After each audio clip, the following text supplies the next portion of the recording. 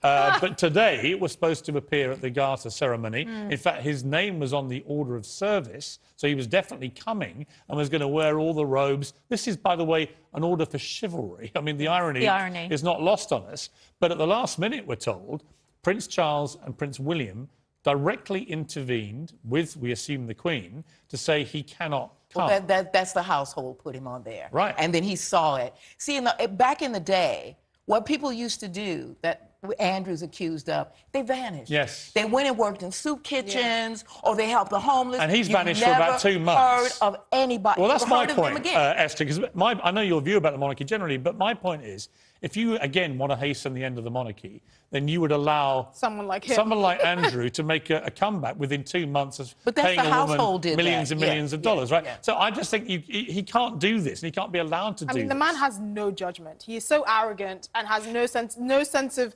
reality. Why do you think that you are such a blessing to public life and public service that you have to shoo your But that's the age we're in. Nobody wants to vanish, okay? So no, seriously. So nobody has said to him, look, dude, what you actually should be doing now, you should be actually volunteering like Profumo did in the 60s at Toynbee Hall. I was going to say Profumo. Yeah, and he went and he helped the poor and he died. And that was it. Well, listen, he's got 2 daughters who are both heavily involved in anti-sex trafficking. Right. Get involved with Beatrice and Eugenie charity.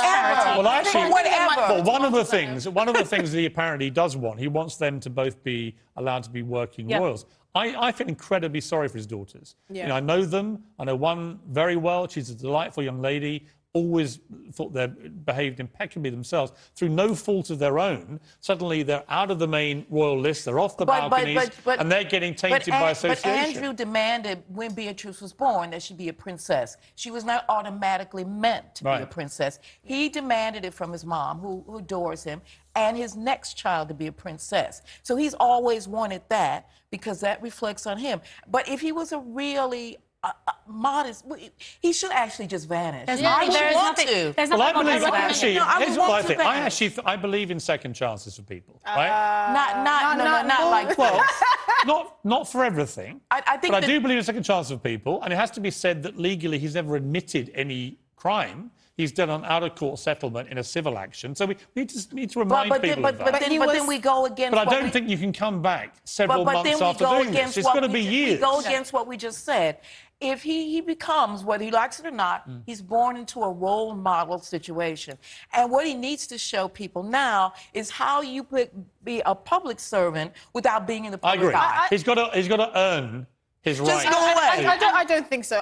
I'm sorry. Even if we put all the allegations aside, he was still friends with a known convicted paedophile, and he went on record in an interview and admitted it and showed his complete lack of judgment. I think you can't come back from that. I don't think he ever should come back. Let me just cheer the mood slightly. We had a moment at the weekend where Britney Spears, the king. Elvis, the king. So Britney Spears got married at the weekend, and she had Elvis Presley as she walked down the aisle. Let's take a little look at the clip. Wise men say only fools rush in. Now, one of the guests at the wedding was Paris Hilton, the socialite from Los Angeles. There they are. Amazing picture. Was this Vegas? This was not Vegas. I'm not quite sure where it was, actually. But anyway, Elvis was the theme. Paris Hilton's there. And this is personal to me, ladies, because it may come as some surprise to you. But I myself... Well, actually, Elvis impersonator. Well, before I play the clip... Well, please just wait for it. You've actually hit the nail on the head. So there was a little furore that blew up several weeks ago when Elvis's estate banned Elvis lookalikes and impersonators from performing at Vegas wedding ceremonies. Oh, horrible. And they've just rescinded the ban. They've lifted it. So the Elvises are back into the... And this is personal for me, Bonnie, because I actually married Paris Hilton in a Vegas chapel with Elvis Presley there. What do you mean you married Paris Hilton? Watch. You, Piers Morgan, take Paris Hilton to be your wedded wife. I do. And you, Paris Hilton, take Piers Morgan to be your lawfully wedded husband. I do.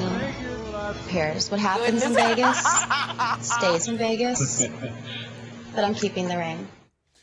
And she did keep the ring. And suffice it to say, it didn't last. But it was a magical day. But I'm just so glad that Elvis has been saved for Vegas. That's ridiculous. It wouldn't be the same. We wouldn't remember him if he wasn't. Exactly. Now, what's the worst job you've ever done? Come on, anyone? I lived with 100 men. What? Yes, I worked in an IT training centre in France, and I lived with all my students, and there were about 100 Oh, my men. God, that's horrific. Yeah. In my early days in New York, I took a job as a cleaner and with a feminist painter.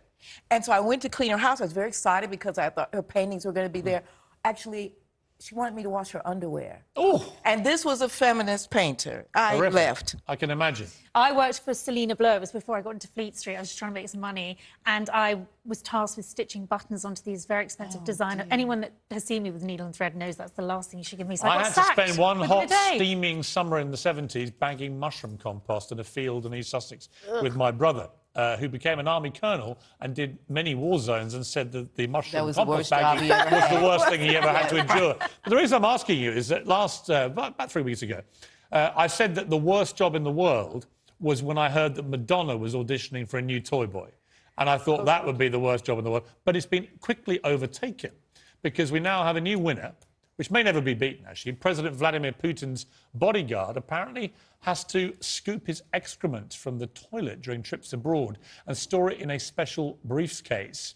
This is reportedly to stop foreign powers stealing the stools to gather information on his health. I think we can all agree that is the most thankless job in the entire world. Macron did not want him to didn't want to have a test because he didn't want his DNA in Russia. It's your DNA. It's your DNA. That's what it is. I'm rarely speechless, you might imagine. But that is your DNA. Or it may be that he's got various illnesses which they don't want people to know. I would think that's very true. Might be more likely. Very true. Ladies, great to see you. Great panel. Come back soon. Thank you very much.